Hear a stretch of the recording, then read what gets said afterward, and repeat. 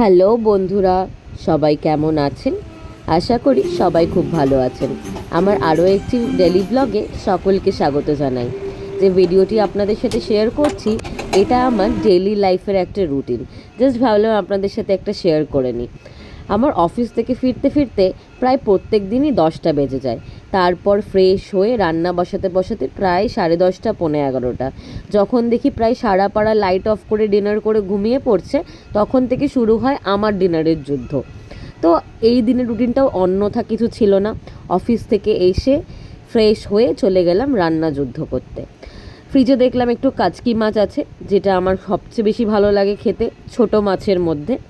তো সেটা বার করে নুন হলুদ মাখিয়ে টুকটাক তার মধ্যে দেবো যে সবজিপাতিগুলো, সেগুলোকে কেটে নিলাম। আর তার পাশে বসিয়েছিলাম ঢ্যাঁড়স ভাজা, আর সাথে ডালও ছিল। যাই হোক, সবজিপাতি কেটে আস্তে আস্তে ঢ্যাঁড়সটা ভাজতে ভাজতে কেটে নিলাম আলু, পেঁয়াজ, বেগুন, অল্প করে টমেটো। তারপর যাই হোক, ওই তেলের মধ্যে কালো জিরে আর কাঁচা লঙ্কা ফোড়ন দিয়ে দিলাম। কাঁচা লঙ্কা ফোড়ন দিয়ে এক এক করে পেঁয়াজ, অল্প একটু আদা বাটা, রসুন বাটা, তারপরে দিয়ে দিলাম আলুগুলো দিয়ে একটু ভাজা ভাজা হয়ে এলে তারপরে তার মধ্যে অল্প বেগুন আর টমেটোটা দিয়ে দিলাম। আর রেগুলারের যে মশলাগুলো, যেমন হলুদ, নুন, অল্প জিরে গুঁড়ো, অল্প ধনে গুঁড়ো। দেখুন রান্না করতে করতে লেগে গেছে গরম, আর একটু হাওয়া খেয়ে নিচ্ছি। আর পারা যাচ্ছে না, প্রচুর গরম। যাই হোক, আর কি করা যাবে, করতে তো হবেই। তারপরে মাছগুলোকে ছেড়ে দিলাম তেলের মধ্যে। এবার হালকা করে ঢেকে ভাজা ভাজা করতে করতে দেখলাম কিছুক্ষণ পরে জিনিসটা রেডি হয়ে গেছে।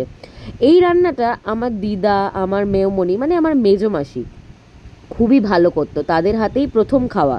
জানি কোনোভাবেই তাদের মতো কত করতে পারবো না, তাও একটু নিজের মতো চেষ্টা করলাম। এর মধ্যেই কলিং বেল বাজলো, গিয়ে দেখলাম সে এসেছে, হাতে একটা পার্সেল নিচ থেকে। আমি কি করেছেন? আর শাশুড়ি মা পাঠিয়েছে লতি নিচ থেকে, সেটা নিয়ে এসে হাজির। যাই হোক, সেটা রেখে দিয়ে আবার নিজের মতো কাজ করতে লেগে পড়লাম। সবজিটা যতক্ষণ না হচ্ছে ততক্ষণ শান্তি নেই। মনে হয় খালি এসে কতক্ষণে রান্নাটা শেষ হবে, আর ভাতটুকু বসিয়ে আমি এসে ধাপাস করে বিছানায় শুয়ে পড়ব। রান্না মানে ভাত হওয়া মানে সেটা হচ্ছে আমার রেস্টের টাইম। দেখলাম রান্নাটা হয়ে গেছে, তারপরে রান্নাটা নামিয়ে নিলাম। নামিয়ে নিয়ে সব কিছু ভালো করে ঢেকে চেপে রেখে আবার গ্যাস জ্বালিয়ে ভাতটাকে বসিয়ে দিলাম। আর ভাত হওয়া মানেই আগেই বললাম আমার রেস্টের টাইম, তাই চলে গেলাম ভাতটাকে ঢাকা দিয়ে দুম করে বিছানায় শুতে। দেখছি ঘড়ির কাঁটায় প্রায় 11:30, তখনও ভাত হওয়া বাকি। আজকের ব্লগটা কার কিরকম লাগলো কমেন্টে অবশ্যই জানাবেন। ধন্যবাদ, টাটা।